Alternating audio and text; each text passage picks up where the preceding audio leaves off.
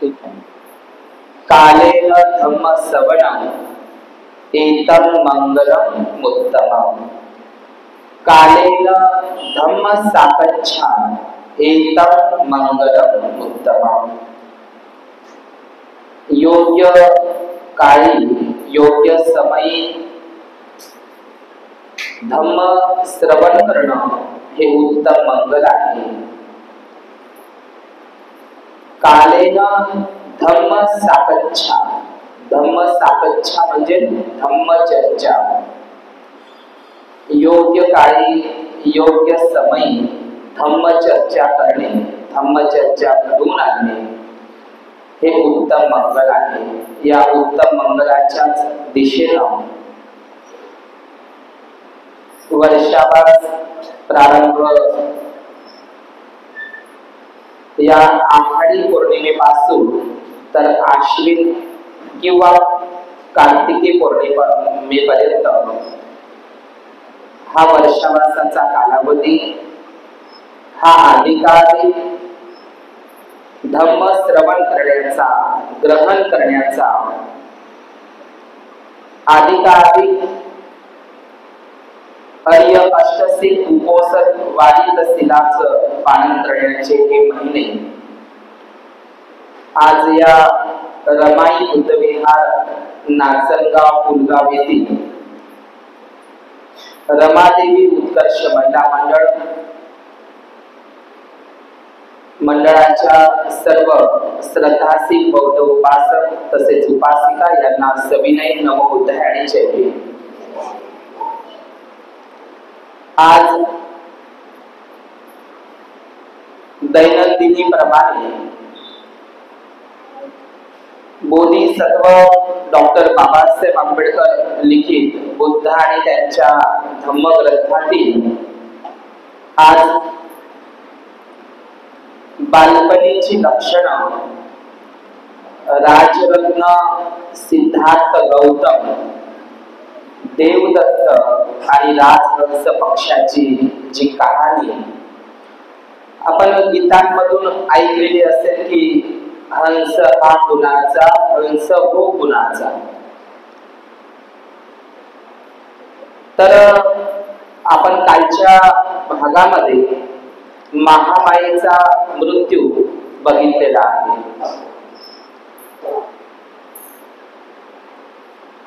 की महामायेचा मृत्यू झाल्याच्या नंतर पालन पोषणाची आणि संगोपनाची जी जबाबदारी असते ती महाप्रजापती गौतमीकडे येते.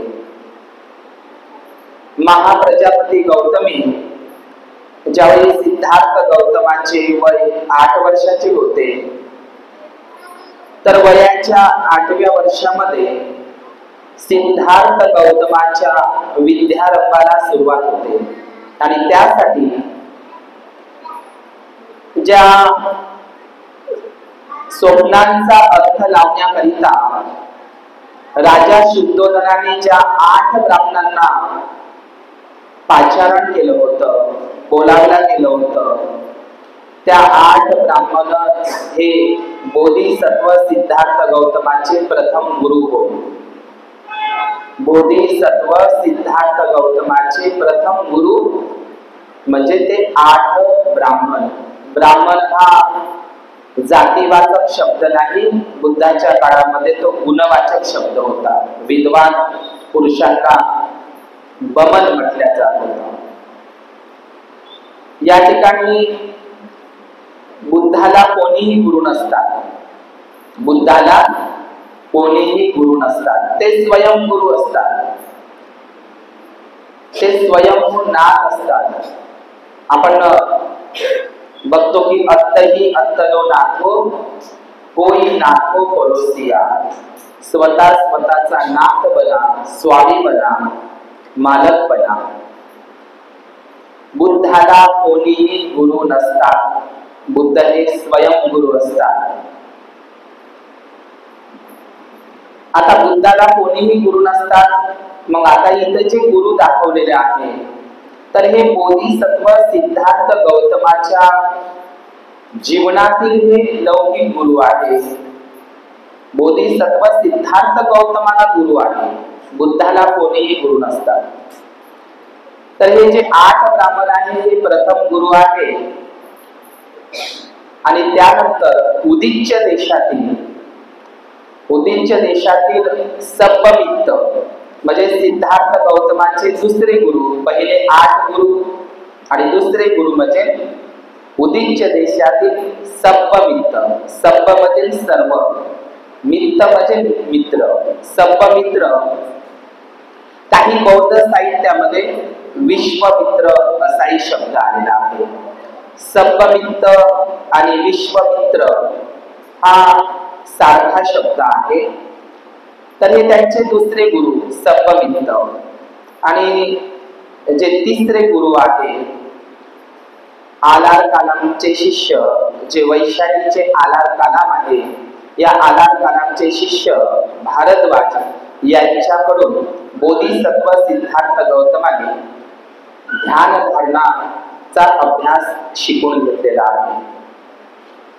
आणि म्हणून विद्यारंभामध्ये पारंगत झालेला बोधिसत्व सिद्धार्थ गौतम राजा शुद्धोधनाने क्षत्रियांना साजेसे असेल, त्यांचा बौद्धिक विकास, मानसिक विकास तर झालाच पाहिजे, पण राजा शुद्धोधनाने त्याला धनुर्विद्या, युद्ध कला, कौशल्य नीती हे त्यांना ज्या क्षत्रिय कुळाला साजेशी आहे तेही त्यांना शिकवले गेले.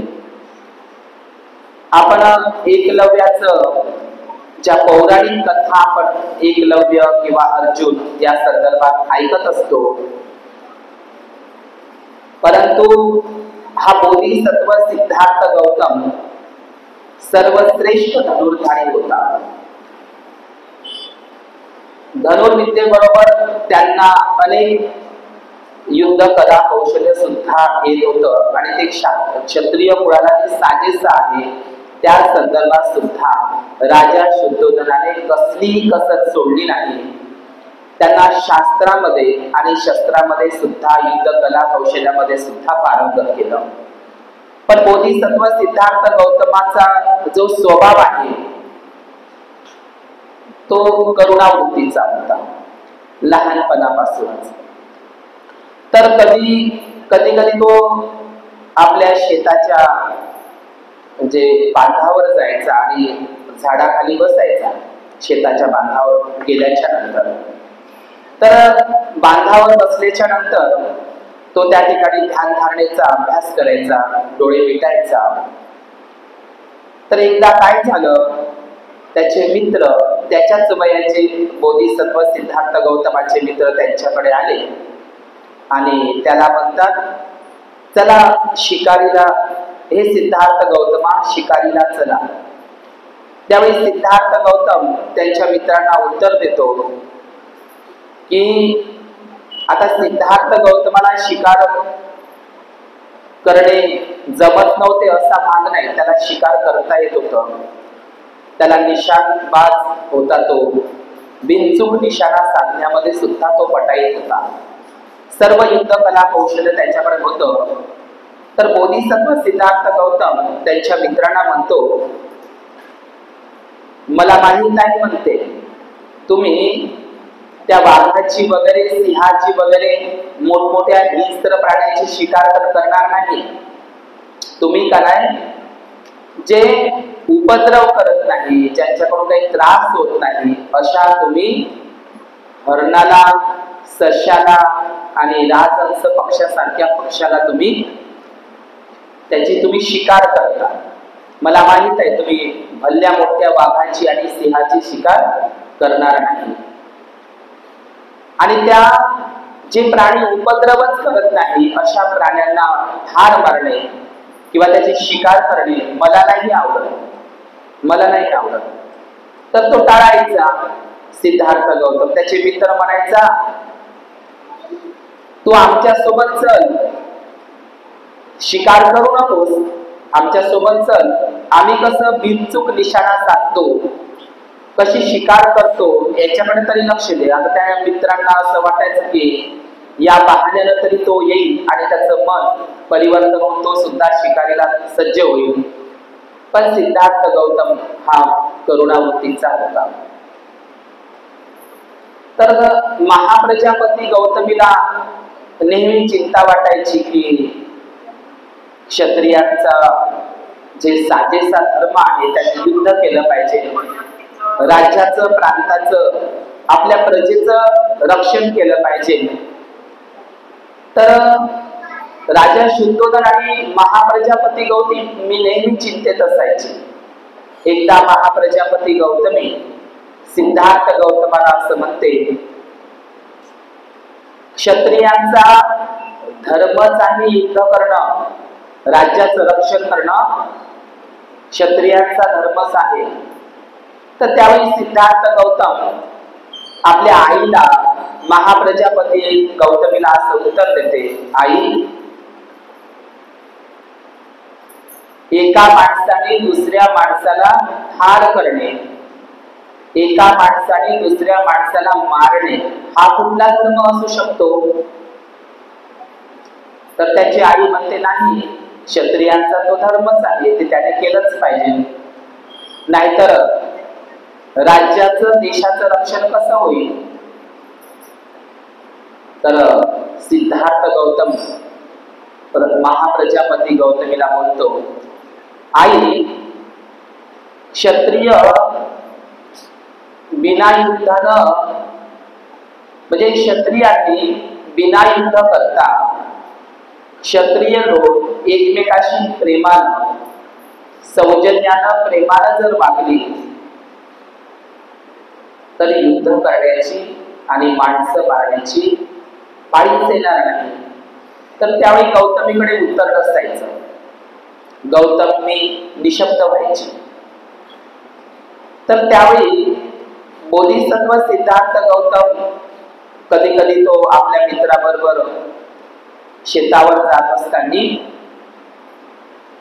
बांधावर बसायचा. आता त्याच्या स्वतःच्याच मालकीचं ते शेत होतं आणि एक दिवस सिद्धार्थ गौतम आपल्या त्या शेताच्या बांधावर बसत असताना त्याने एक चित्र बघितलं. उन्हाळ्याचे दिवस होते, त्याने एक चित्र बघितलं आपल्या शेतामधलं. झाडाखालून तो लक्ष देऊन बघत होता. काय पाहिलं त्यांनी? सिद्धार्थ गौतमाने ते दृश्य बघितलं की त्याच्या शेतीमध्ये काही कामगार लोक, मजूर लोक, कोणी नांगर हाकलत होती, कोणी बांध घालत होते, कोणी झाड तोडत होते, कोणी नांगरणी करत होते. आणि वरतून कडाक्याचं ऊन आहे, एवढं कडक ऊन आहे आणि त्या कडक उन्हामध्ये बांध घालणे, झाडे तोडणे, नांगरणी करणे, ह्या सर्व कामं शेतीमध्ये चालू होते. तर सिद्धार्थ गौतम त्याच्या बाजूला असलेले जे मित्र होते त्याला विचारते, ही कोणती माणसं आहेत? ही कोणती माणसं आहेत? एवढ्या उन्हा तानामध्ये त्यांच्या अंगावर अर्धवटच कपडे आहेत. या उन्हा तानामध्ये त्यांना काटे टोचत असतील, त्यांना घाम फुटत आहे, ते श्रम करत आहे, राबत आहे, खपत आहे, कष्ट उपसत आहे, नांगर ते बाण ते झाड तोडत आहे. ही कोणती माणसं आहेत? तर त्यांचे मित्र म्हणतात, ते मजूर लोक आहेत. आपल्या मालधन्याची, आपल्या राजाची सेवा करणं, त्यांची सेवा चाकरी करण्यासाठी त्यांचा जन्म झालेला आहे, तो त्यांचा धर्मच आहे. तर सिद्धार्थ गौतम माहित आहे तो काय म्हणतो? त्यांच्या मित्रांना म्हणतो, एकाने कष्ट करावे आणि दुसऱ्याने त्याच्या कष्टावर, त्याच्या श्रमावर जगावे. हा कुठला धर्म असू शकतो? एकाने श्रम करावे, कष्ट करावे आणि दुसऱ्याने त्याच्या श्रमावर, कष्टावर जगावे, हा धर्म असू शकत नाही. ही पिळवणूक आहे, हे शोषण आहे, पिळवणूक आहे. डॉक्टर बाबासाहेब आंबेडकरांनी बुद्ध आणि त्यांचा धम्मग्रंथ आणखी अधिकाधिक समजून घ्यायचा असेल तर बुद्ध आणि त्यांच्या धम्मग्रंथाच्या सोबतच, म्हणजे बुद्ध आणि त्याचा धम्मग्रंथ आणखी चांगल्या प्रकारे समजून घ्यायचा असेल तर बाबासाहेब म्हणतात बुद्ध आणि कार्ल मार्क्स, क्रांती आणि प्रतिक्रांती हे दोन ग्रंथ सुद्धा सोबत वाचले पाहिजे. बाबासाहेबांचा उल्लेख आहे बुद्ध आणि त्याच्या धम्मग्रंथामध्ये, ठीक ना. तर बुद्ध आणि कार्ल मार्क्स मध्ये मार्क्सला उत्तर देताना डॉक्टर बाबासाहेब आंबेडकर हे उदाहरण वापरत आहे. हे उदाहरण राजहंस पक्षी देवदत्त आणि बोधिसत्व सिद्धार्थ गौतमाचा. म्हणून या जगातील कामगारांचा, शेतमजुरांचा, शेतकऱ्यांचा पहिला मित्र पुढारी जर कोण असेल तर तो आहे तथागत गौतम बुद्ध. लक्षात घ्या. कार्ल मार्क्सला उत्तर काय आहे? बुद्धच आहे. कार्ल मार्क्सला उत्तर काय आहे? बुद्धच आहे. आणि म्हणून शेतकऱ्यांचा, कामगारांचा, शेतमजुरांचा पहिला पुढारी या वयामध्ये असा विचार करत आहे सिद्धार्थ गौतम की एकाने कष्ट करावे, श्रम करावे आणि दुसऱ्याने त्याच्या श्रमावर, कष्टावर जगावे. हा धर्म नाही, ही पिळवणूक आहे, हे शोषण आहे, हे चांगलं नाही, असा विचार करत आहे. लक्षात घ्या. द कॅपिटल हा जो कार्ल मार्क्सचा ग्रंथ आहे त्याला उत्तर डॉक्टर बाबासाहेब आंबेडकरांनी दिलेला आहे.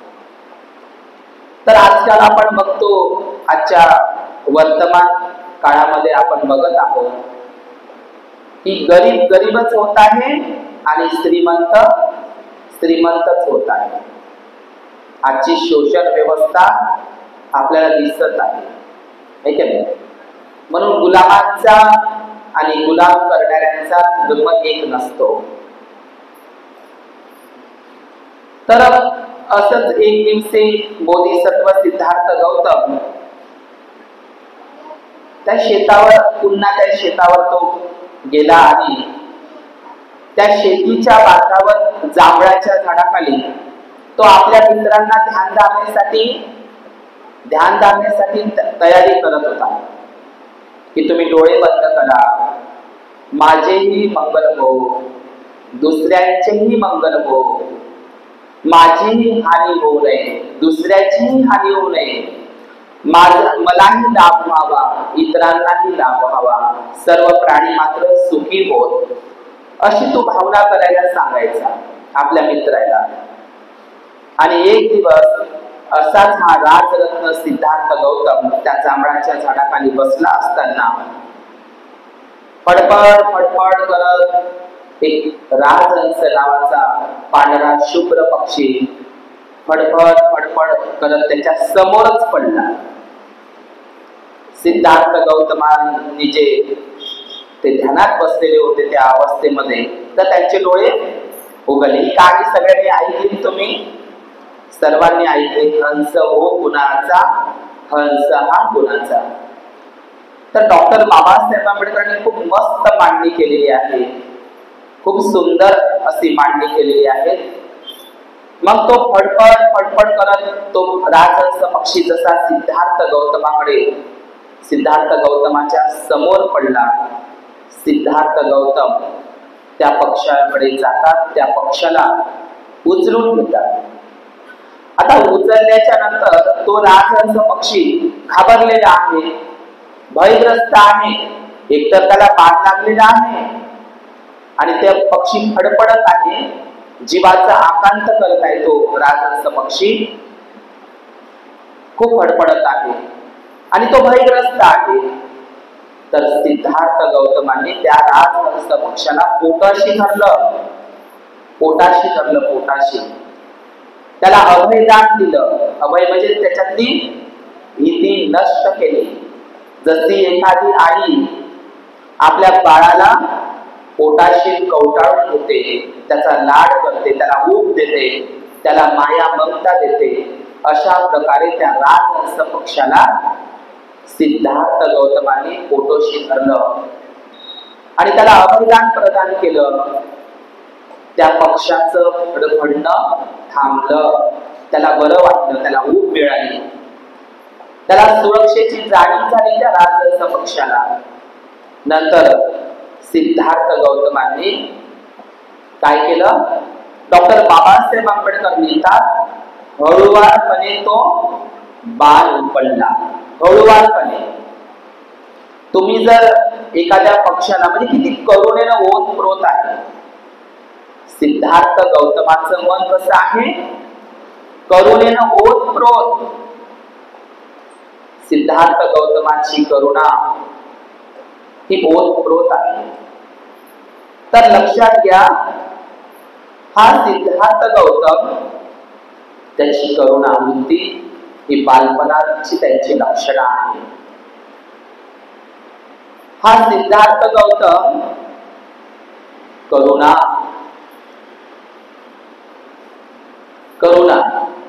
बुद्धाची करुणा. आपण बुद्धाला महाकारुणिक म्हणतो. काय म्हणतो आपण? महाकारुणिक. बुद्धाची करुणा. काही उपासक उपासिका असं म्हणतात, म्हणतेची बुद्धाचे डोळे खूप छान आहेत.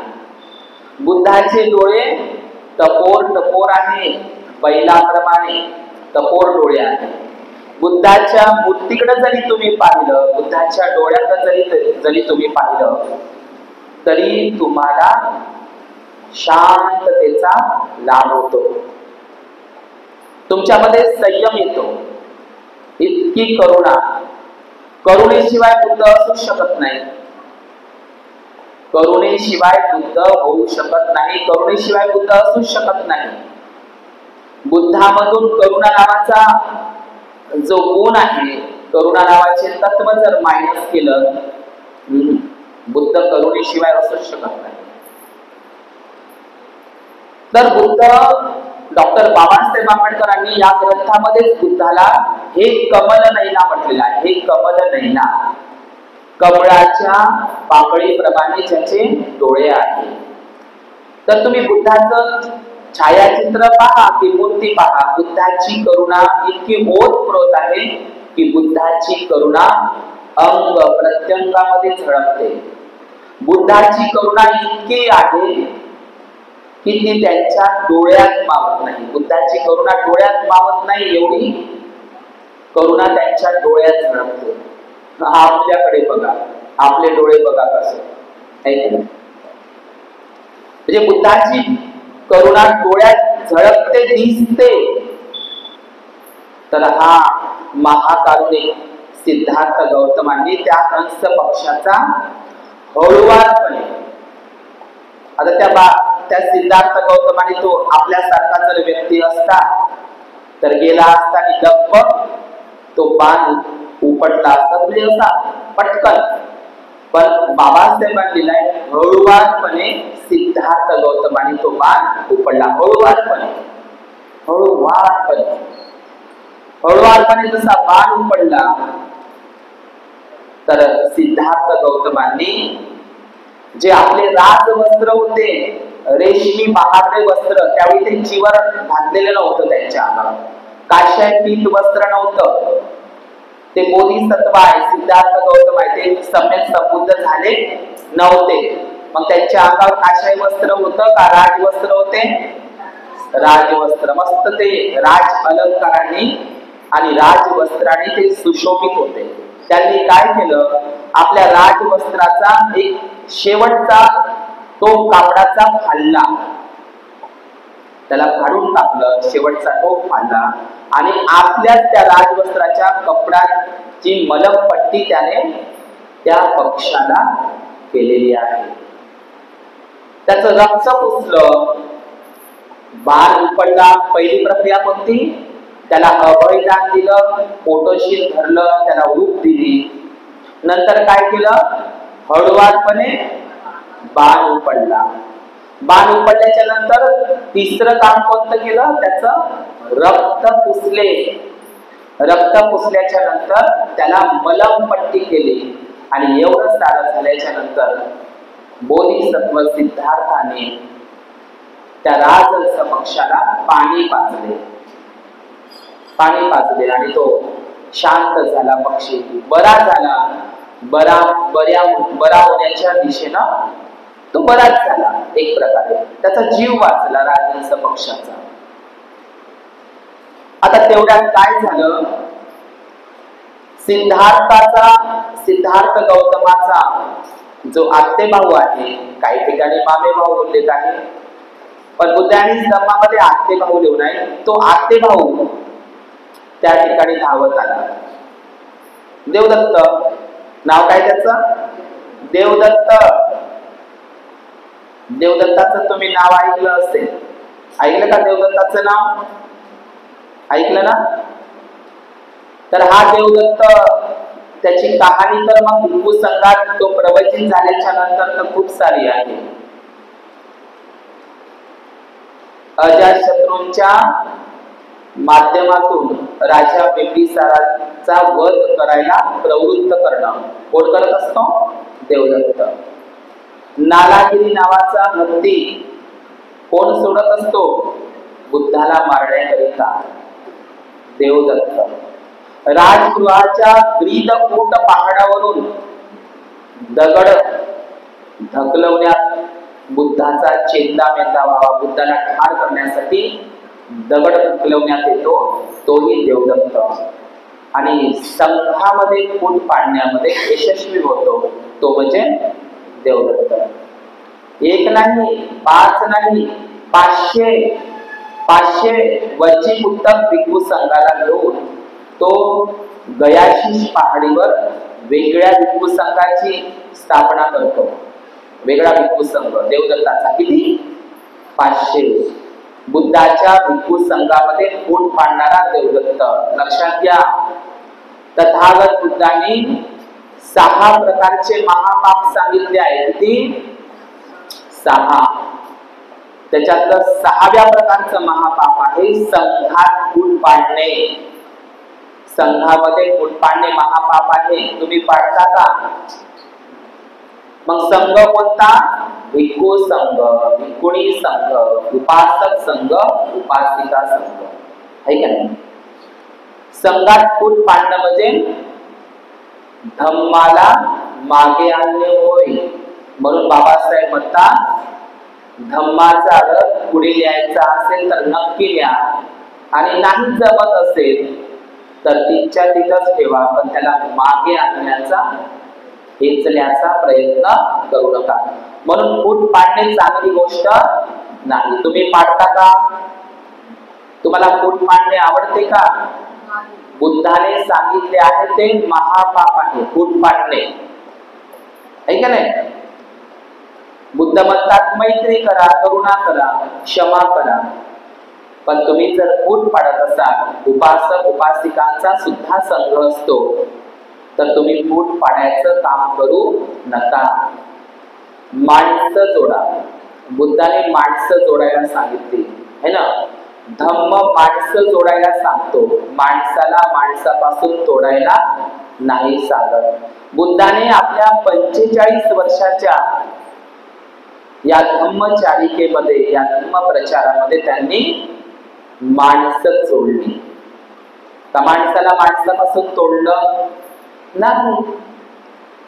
तर हा जो देवदत्त आहे, मी कहाणी सांगत आहो, बोधिसत्व सिद्धार्थ गौतम, देवदत्त आणि राजहंस पक्षाची. तर हा देवदत्त त्या ठिकाणी धावत आला आणि त्यावेळी त्याला सिद्धार्थ गौतम दिसला. हे सिद्धार्थ गौतमा, मी आताच अचूक निशाणा साधून एका राजहंस पक्षाला खाली पाडलेला आहे. तर लक्षात घ्या बाबासाहेब कसं लिहितात की देवदत्त सुद्धा युद्ध कलामध्ये किती पारंगत होता. त्यानं असं जमिनीवर चालत असलेला राजहंस पक्षी नाही, असं जमिनीवर आहे बा तो झाडाखाली एखाद्या झुडुपामध्ये, उडत्या पक्षाला. साधी गोष्ट आहे का? साधी गोष्ट आहे. उडत्या राजहंस पक्षाला एका निशाण्यामध्ये, उडत्या राजहंस पक्षाला एका निशाण्यामध्ये खाली पाडतात देवदत्त. बघा देवदत्त सुद्धा किती युद्ध कलेमध्ये निपुण आहे. आता तो पक्षी वरतून पडत असताना काही अंतरावर जिथे कुठे पडला, तर तो कुठे पडला मी तुम्हाला आधीच सांगितलं आहे, त्या जांभळाच्या झाडाखाली जिथं सिद्धार्थ गौतम ध्यान धारणा करत होते, त्यांचं ध्यान धारणा सुटली, कारण ते पक्ष्याचं फडफडणं ऐकून त्याचे डोळे उघडले आणि बघितलं तर त्याच्या समोर, त्याच्या पुढेच असं पालथी मांडून बसतात, बस तिथेच तो राजहंस पक्षी फडफडत होता. तर तो पक्षी त्याला बरा दिसला, जो बाण मारलेला पक्षी होता. तर देवदत्ताला असं वाटलं की त्याला बाण लागून आहे, मग मी तो बाण उपडेल आणि त्या पक्षाला, त्याच्या ज्या पक्षाची शिकार केली आहे तो पक्षी मी घरी घेऊन जाणार. आता घरी घेऊन जाणार म्हणजे काय करणार, त्याची काय करणार, मटण करणार का नाही, त्याचं घरी घेऊन जाणार का नाही तो. तर त्याला तो पक्षी दिसला आणि सिद्धार्थ गौतमाला काय म्हणते, तो तुम्ही जो बाण मारला आहे उडत्या पक्षाला, तो पक्षी तू बघितला आहे का. तर तो म्हणते त्याला दिसतेच तो पक्षी देवदत्ताला त्याच्यापाशी, पण तो बाण लागलेला नाही, रक्त लागलेला नाही, फडफडणारा नाही, तो बरा झालेला पक्षी दिसतो. तर देवदत्त म्हणते ते माझा पक्षी दे मला, मी त्याची शिकार केलेली आहे. जो शिकार करतो त्याचा तो पक्षी होतो. समजलं तुम्हाला, जो शिकार करतो त्याचाच तो पक्षी होतो, त्याचाच अधिकार आहे. त्या शिकारीवर कोणाचा अधिकार आहे, जो शिकार करतो त्याचाच अधिकार आहे. तो पक्षी मला परत दे, परत दे सिद्धार्थ गौतमा दे. तो पक्षी बरा झाला होता, त्याचा जीव वाचला होता. मला सांगा, ए सिद्धार्थ गौतमा, ती माझी शिकार आहे, ती माझी शिकार आहे, ती मला परत कर दे. असं म्हटल्याबरोबर दिला का, दिला का, नाही दिला, नाही दिला. तर माहित आहे देवदत्त काय म्हणते, त्याच्या पाठीच्या मागं म्यान होती, म्यान, आणि त्या म्यान मध्ये बाण ठेवलेलेच होते. तर देवदत्त माहित आहे काय म्हणते, ए सिद्धार्थ गौतमा दे, दे तो पक्षी, ती माझी शिकार आहे, दे. तो सिद्धार्थ गौतम सुद्धा काही जिद्दीला भेटलेला आहे, मी नाही दे. तर देवदत्त माहित आहे काय म्हणतो, ज्या राजहंस पक्षाला मी जसा बाण मारला ना उडत्या पक्षाला, काढू का बाण, तुलाही मारू का. कोण म्हणत आहे असं, देवदत्त. काढू का बाण, मारू का तुला सुद्धा त्या पक्षासारखं. तर तो काय म्हणते, मार.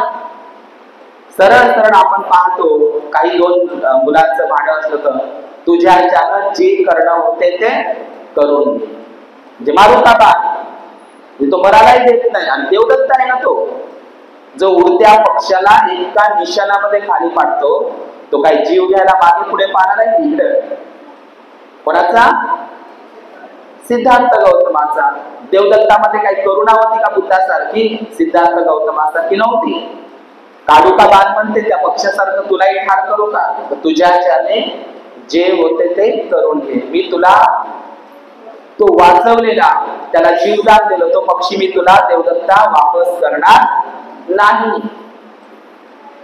झालं, मग वापस करणार नाही असं म्हटलं. आता आपण एक कल्पना करूया, का त्या ठिकाणी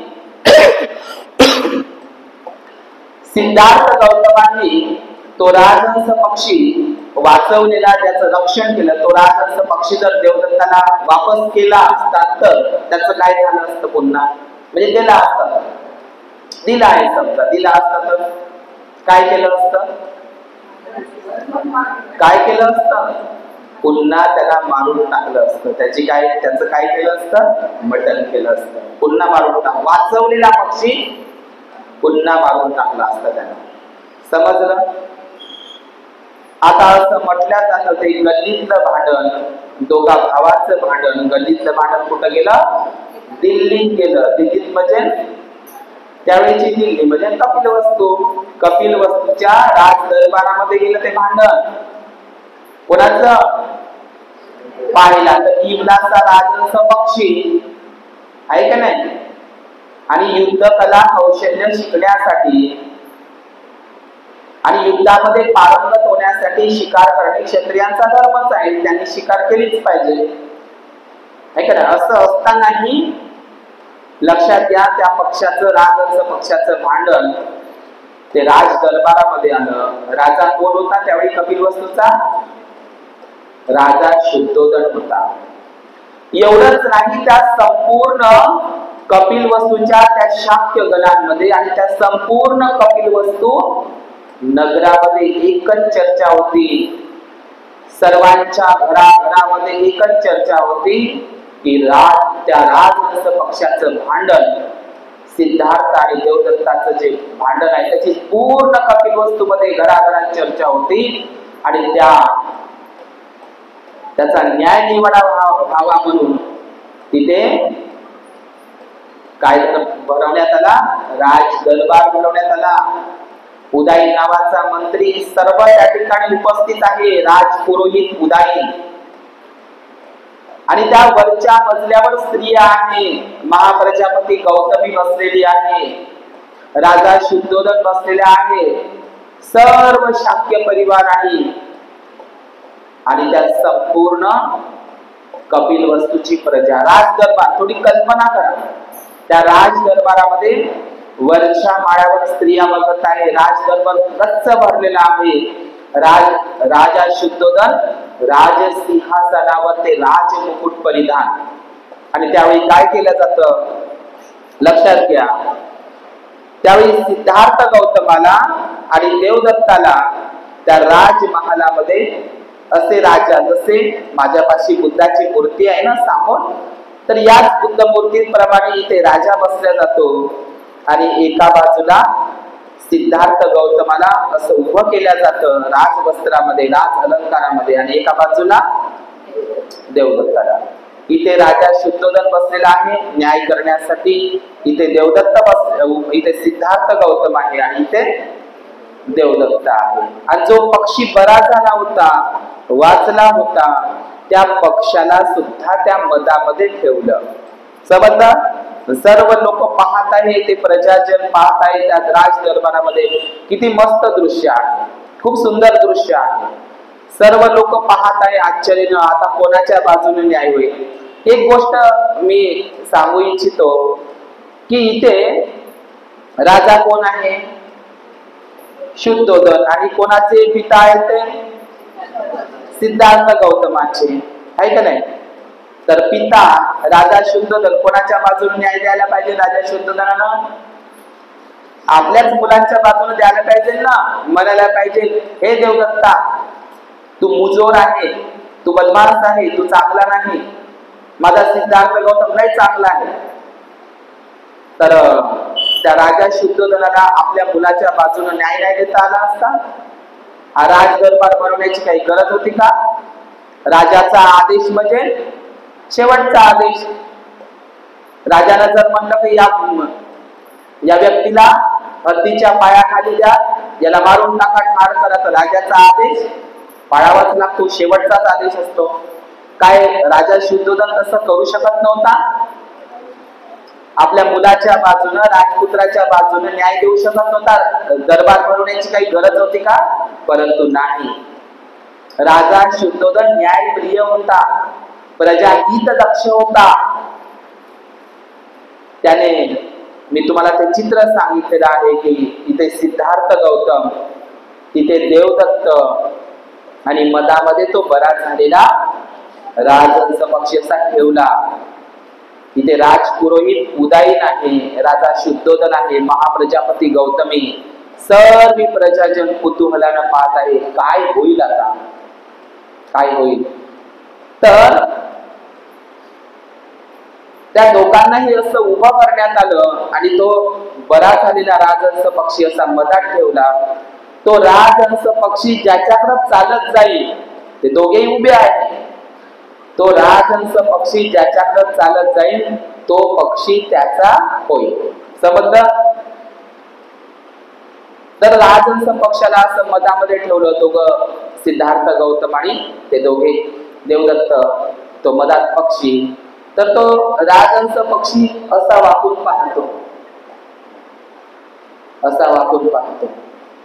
मिलिंद प्रश्नामध्ये उल्लेख आहे, प्राण्यांकडे प्रज्ञान असते, विवेक असतो. काय असतो?